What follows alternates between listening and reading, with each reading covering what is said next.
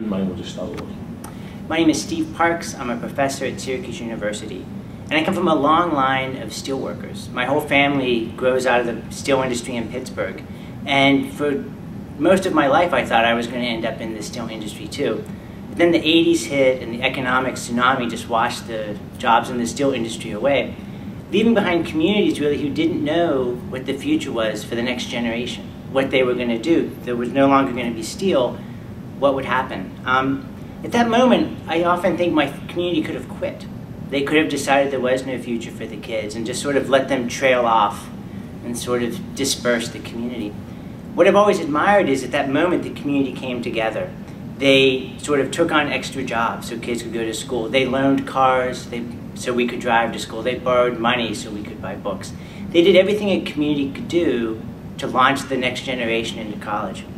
But when I got to college, just because you're launched doesn't mean you're going to succeed. And I think when I took first year writing, that's the place where I began to understand what it meant to write in the academy, what the central questions are, what the skills you would need. Because for all the skills I learned from my community, they didn't necessarily translate into what it meant to do an academic paper, what it meant to be in a philosophy class, what it meant to write a scientific report. And so I've always kind of felt this great calling to keep that tradition alive. Because if you think about today's generations of students, they've faced 2 wars, and they faced one of the worst recessions in the sense of depression than any generation. And so I understand that. I understand how a tsunami came along in their lives and washed things away.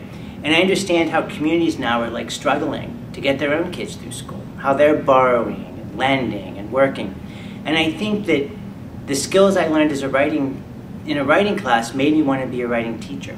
And I think this is a moment that I understand what students are thinking about, the pressures they face. And it's a moment I think that I understand the real importance of teaching freshman writing and the way that it's a gateway to a larger future and really a great sense of economic security, which is something my parents never had after the tsunami, but I have now as a writing teacher.